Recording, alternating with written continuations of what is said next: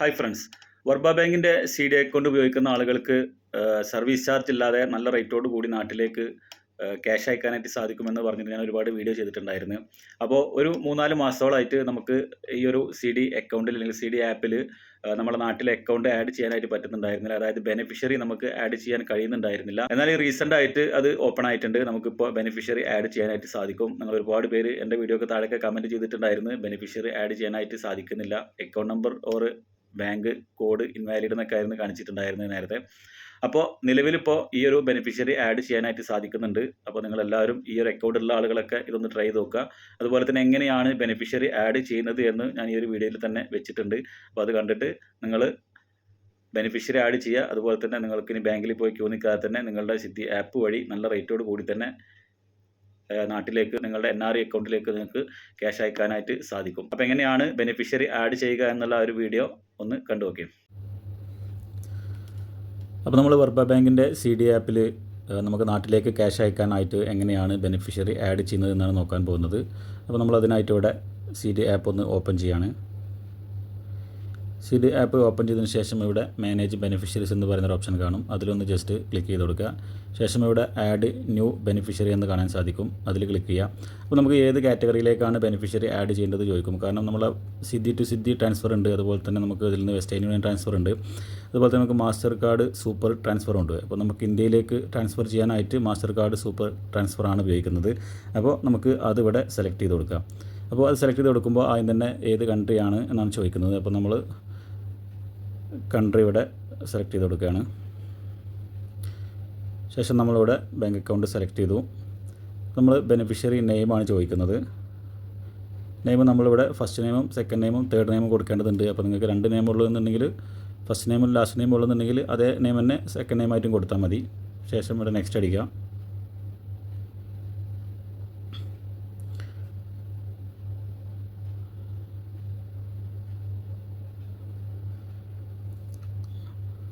അതിനുശേഷം ബെനിഫിഷ്യറി നാഷണാലിറ്റിയാണ് ചോദിക്കുന്നത്. അത് വീണ്ടും നമ്മൾ ഇന്ത്യ തന്നെ കൊടുക്കുകയാണ്. അതിനുശേഷം ബാങ്ക് ഡീറ്റെയിൽസ് ആണ് ചോദിക്കുന്നത്. ഇവിടെ അക്കൗണ്ട് നമ്പർ, ഇവിടെ IFSC കോഡ് അടിച്ചു കൊടുക്കുക.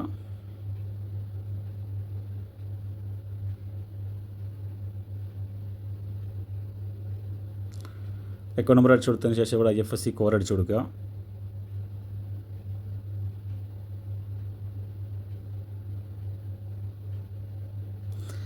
IFSC കോഡും അക്കൗണ്ട് നമ്പർ അടിച്ചു കൊടുത്തു കഴിഞ്ഞാൽ പിന്നീട് നമുക്കിവിടെ നെക്സ്റ്റ് അടിക്കാനുള്ള ഓപ്ഷൻ ഇല്ല. അപ്പോൾ നിങ്ങൾ എന്ത് ചെയ്യുക, നേരെ മുകളിൽ അക്കൗണ്ടിൻ്റെ ആ ഒരു സെക്ഷനിൽ പോവുക.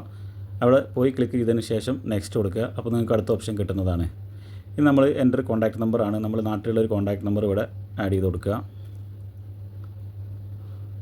ശേഷം നെക്സ്റ്റ് അടിക്കുക.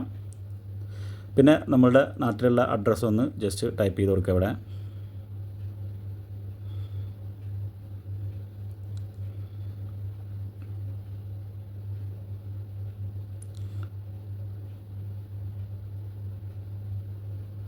ശേഷം നമുക്ക് ഇവിടെ ഒരു നമ്മളുടെ ഇമെയിൽ ID കൂടി കൊടുക്കേണ്ടതുണ്ട്.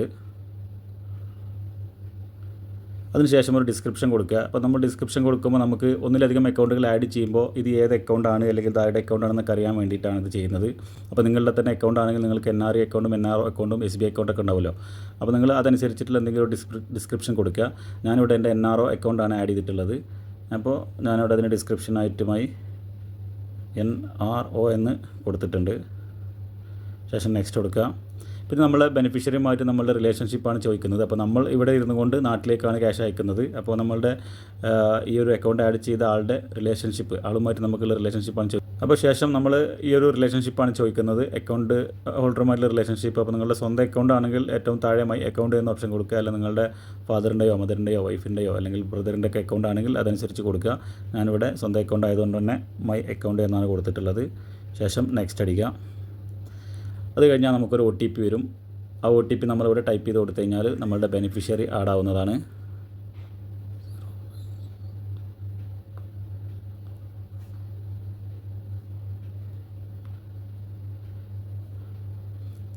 OTP അടിച്ചു കൊടുത്തു കഴിഞ്ഞാൽ നമ്മുടെ ബെനിഫിഷ്യറി ആഡായി. ഇനി നമുക്ക് 12 മണിക്കൂറിന് ശേഷം ഈ ഒരു ബെനിഫിഷ്യറി ആക്റ്റീവ് ആകും. അപ്പോൾ 12 മണിക്കൂർ കഴിഞ്ഞാൽ നമുക്ക് ഈ ഒരു ബെനിഫിഷ്യറി അക്കൗണ്ടിലേക്ക് ക്യാഷ് ഡയറക്റ്റ് അയക്കാനായിട്ട് സാധിക്കും.